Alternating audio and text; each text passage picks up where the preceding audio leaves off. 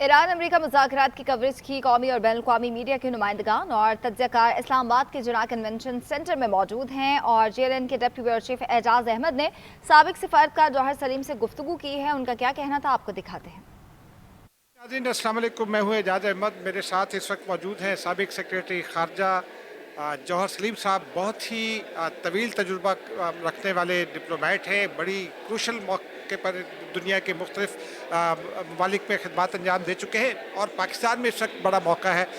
ٹاکس اب سے کچھ دیر میں باضابطہ طور پر شروع ہو جائیں گی، اس کے بعد پھر باضابطہ مذاکرات کا سلسلہ ہوگا۔ تو میرے ساتھ جوہر سلیم صاحب ہیں، ان سے پوچھتے ہیں مذاکرات کے حوالے سے، مذاکرات کا آگے کیسے بڑھیں گے، ان کا امپیکٹ کیا ہوگا، پاکستان کے لیے ان کا امپیکٹ کیا ہوگا، خطے پر اسٹریٹجک اثرات، سفارتی اثرات، پولیٹیکل اثرات اور اکنامک اس کے جو اثرات ہوں گے وہ کیسے ہوں گے۔ دیکھیں پاکستان نے کہاں سے جو ہے نا کیا سچویشن تھی، ایک انکنٹرولڈ اسکلیشن کی طرف ہم جا رہے تھے، آلموسٹ وہ تو شروع ہو گئی تھی، اور ایک ملک پوری دنیا یہ ایکسپیکٹ کر رہی تھی کہ اب جو ہونے والا ہے وہ تو بالکل جو ہے نا اپوکلپٹک ایک سچویشن ہوگی۔ تو وہاں سے پاکستان لے کے آیا ہے ان دو فریقین کو مذاکرات کی میز پہ، تو یہ ظاہر ہے کہ ایک بہت بڑا ڈپلومیٹک بریک تھرو ہے۔ اب ان کے آنے سے پہلے بھی آپ نے دیکھا کہ ایون کل تک کئی ایسے بیانات آ رہے تھے جس سے جو ہے نا تھوڑے شکوک و شبہات پیدا ہو گئے کہ کیا یہ مذاکرات شروع بھی ہوں گے کہ نہیں، لیکن ہم پر امید ہے کہ ہوں گے انشاءاللہ۔ اور اب دیکھیں دونوں ڈیلیگیشنز یہاں پہ آگے ہیں، ڈیلیگیشنز بہت اچھے ہیں، بڑے بیلنس ڈیلیگیشنز ہیں۔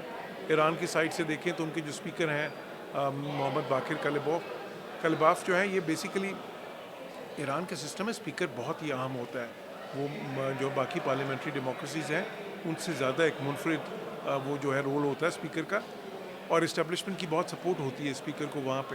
اور یہ جو اسپیکر ہیں خصوصاً ان کے جو ہے آئی آر جی سی کے ساتھ پھر سپریم لیڈر کی جو ہے نا اعتماد ان کو حاصل ہے، تو اس لحاظ سے وہ بالکل ایک بااختیار جو ہے نا سمجھ لیں کہ ہیڈ آف ڈیلیگیشن ہے۔ ان کے ساتھ عباس اراغچی ہیں جو بہت ہی تجربہ کار ڈپلومیٹ ہیں، ظاہر ہے ان کا انٹرنیشنل ایکسپیرینس بہت زیادہ ہے، نیگوشیشنز کا بھی، تو بہت اچھا کمبینیشن ہے۔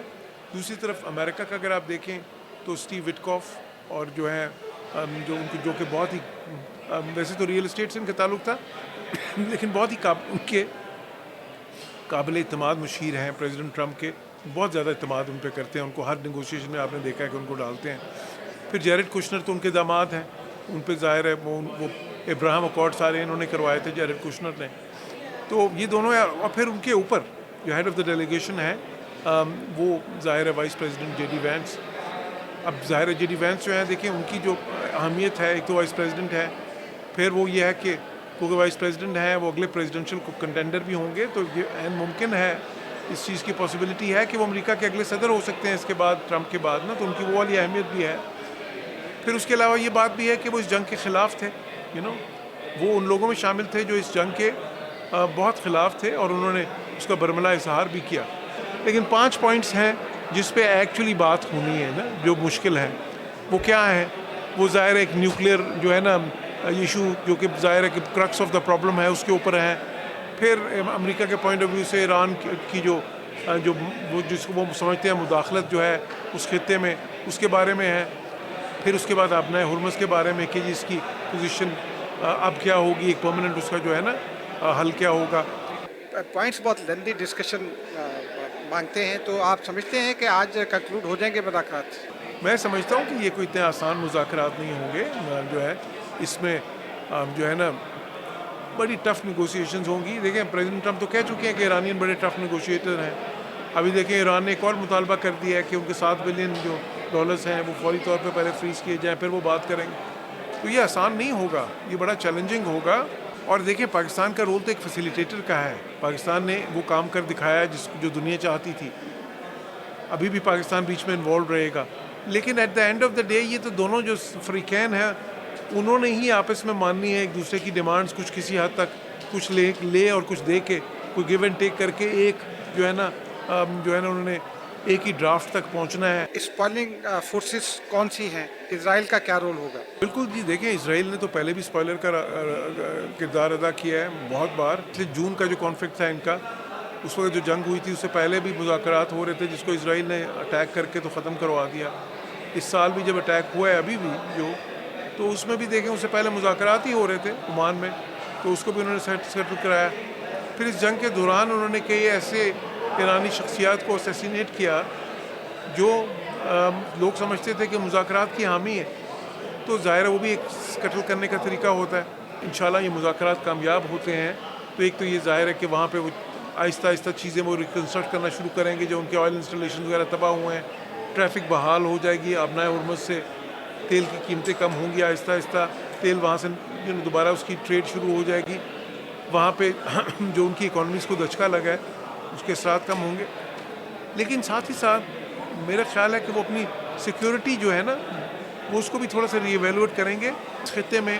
اب دیکھیں اگر یہ امن وغیرہ ہو جاتا ہے تو ایک دم پاکستان ایران جو ہے نا اکنامک کوآپریشن جو رکی ہوئی ہے ساری انہیں سینکشنز کی وجہ سے, صورتحال کی وجہ سے, Pakistan Iran gas pipeline ایک دم منصوبہ بحال ہو جائے گا اور اس سے that could be a transformative project for Pakistan. کیوں دیکھیں اس سے پاکستان کو بہت سستی گیس ملے گی یو نو.